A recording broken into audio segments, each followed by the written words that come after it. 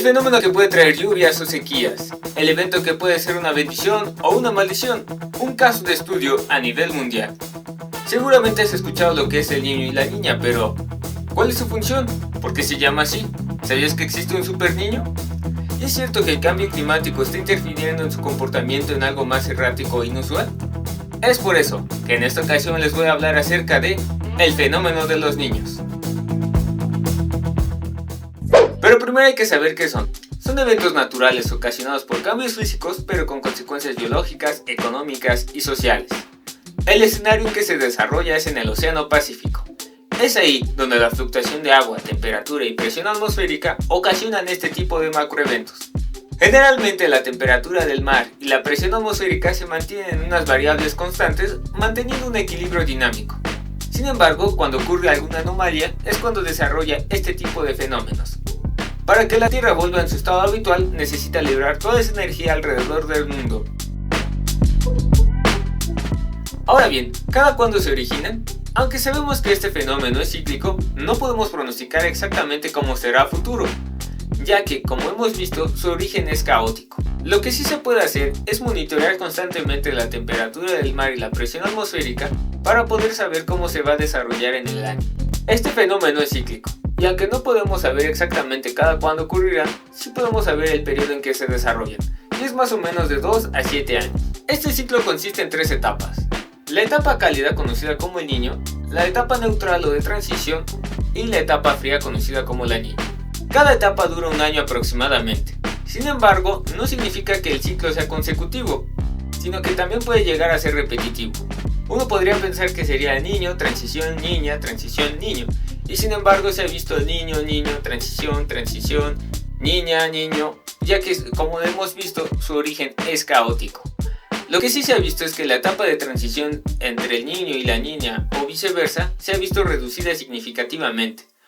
Esto ha tenido implicaciones directas en el humano y en la naturaleza, ya que no hay un periodo de transición o adaptación óptima. ¿Y por qué se llama así? Origen y entendimiento del niño. Este fenómeno fue estudiado y entendido en diferentes partes del mundo y en diferentes tiempos. Por el lado científico, partiendo con los hallazgos del científico británico Gilbert Walker, encontró una diferencia de presión atmosférica que ocurría entre diferentes zonas del Océano Pacífico. Las diferencias eran entre Tahití y Australia. Y por otra parte tenemos el nombre popular, el Niño, ya que este mismo evento afectaba las costas de Perú y Ecuador. Los pescadores peruanos se percataron de una corriente de agua cálida proveniente del norte hacia el sur, y esta alcanzaba su punto más alto a finales del año.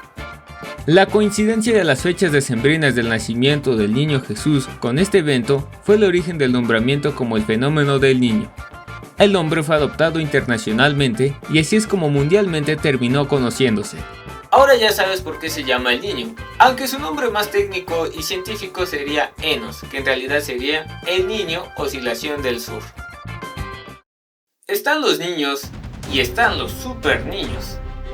Aquellos eventos que son más grandes, fuertes y con mayores impactos en la Tierra. La categoría de los niños se clasifica principalmente por la temperatura del mar. Sin embargo, cuando llegan a superar a 2.5 grados Celsius es cuando se les denomina superniños. E inclusive se ha llegado a un nivel de 4 grados Celsius por encima. Hasta el momento solo se han registrado 3 superniños. Sin embargo, se ha pronosticado que este año, el 2026, se registre el niño más intenso en los últimos 150 años. Ahora bien, sabemos que todo tiene una función en la Tierra, y este tiene un papel muy importante para la biodiversidad. Es un ejemplo claro de cómo actúa la selección natural. Estos tipos de eventos mantienen las dinámicas poblacionales, lo que para algunos puede ser perjudicial, para otros puede ser óptimo. Solo aquellos que logran superar las adversidades del ambiente logran subsistir. Pongamos de ejemplo al fitoplancton. El fitoplancton es una masa de múltiples y microscópicas formas de vida que viven en el agua. Se alimentan de la materia orgánica y a su vez producen oxígeno, siendo la principal fuente de oxígeno en el mundo. Además de ello, son la base de alimento en las redes tróficas. Sin embargo, el fitoplancton es susceptible a la temperatura. Cuando hace frío, aumenta sus poblaciones y al contrario, cuando hace calor, decrece. El cambio de la disponibilidad del fitoplancton afecta a otras especies que dependen de ellos, también disminuyendo sus poblaciones. Y esto también tiene repercusiones en el humano, ya que hay especies de valor comercial y nutricional que sacamos provecho. Una pregunta válida es, ¿el cambio climático está interfiriendo en el desarrollo de los niños? Los niños como tal no son consecuencias del cambio climático. Sin embargo, no quiere decir que no se vean involucrados. Por años estuvo estudiando la relación entre el cambio climático y los niños, y aunque algunos modelos no eran muy concluyentes, algunos estudios han sugerido que los niños han tenido una mayor intensidad desde los años 60. Época en que empezó un crecimiento aún más acelerado de emisiones, deforestación y contaminación. Se ha llegado a pronosticar que para los próximos años aumenten de un 15 a 20% de magnitud. Dicho de otra forma, el niño tiene más fuerza que antes gracias al cambio climático. Es como si fueran niños con esteroides. Lo que sí es un hecho es que ante la pérdida de la cobertura vegetal, los territorios se vuelven más susceptibles ante los eventos climáticos. Por ejemplo, sin los árboles que retengan el agua, es más difícil la subsistencia de la naturaleza, así como del ser humano. En el video del escarabajo descortezador vimos qué consecuencias puede tener esto en las poblaciones del bosque templado y los coleópteros. Recuerda, una zona con mayor nivel de biodiversidad y conservación es más resistente que una zona perturbada. Una ciudad más verde soporta más y mejor el impacto. ¿El mundo está preparado? El clima determina tres cosas: comida, infraestructura y servicios. Las actividades primarias son las más afectadas. El cultivo puede verse perjudicado, ya sea por las sequías o lluvias torrenciales. En ambos casos son pérdidas millonarias y por ende un aumento en los precios. Sobre todo se convierte en un problema a corto plazo. Es por ello que ante tales perturbaciones existe un interés por parte de los gobiernos, así como los bancos centrales, para poder adaptarse y mitigar el riesgo. El alimento se ve perjudicado, y quienes más lo resienten son los infantes, puesto que son aquellos que requieren un nivel calórico y de calidad óptimo para su crecimiento. Tal ha sido el impacto de los niños que han influido en el crecimiento y peso promedio de los infantes. Se estima que el último superniño del 2015 pudo influir en aproximadamente con 6 millones de niños bajos de peso en comparación con un escenario hipotético de condiciones neutrales del mismo año. Inclusive puede afectar el proceso de extracción de metales, puesto que las minas se inundan, significando un riesgo extra para los trabajadores. Las infraestructuras también se ven comprometidas, desde las que conectan como carreteras, vías férreas y ríos, así como viviendas o centros de salud. Y hablando de salud, las inundaciones aumentan los cuerpos de agua. Estos, si no se drenan, se estancan, haciendo un sitio ideal para los vectores y su propagación. Además, como hemos visto, de manera general los insectos responden mejor a las temperaturas cálidas y ambientes húmedos. Por consecuencia, las enfermedades transmitidas por vectores pueden aumentar en estos casos.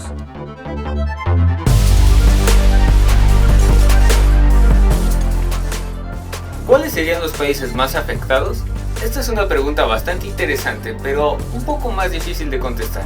Y es que, aunque pudiera parecer que los países que son de la zona ecuatorial serían los más afectados, y en parte es cierto, pero en realidad afecta a todo el mundo en mayor o menor medida. Esto depende del nivel de resiliencia, recursos y adaptabilidad de cada gobierno en la gestión de este tipo de circunstancias. Lo que se teme es que las inundaciones sean más intensas y saturen el sistema de drenaje. Además de ello, la vegetación incrementa después de las lluvias. Pero, una vez que deje de llover, las hierbas se secarán y se convertirán en el escenario ideal para los incendios.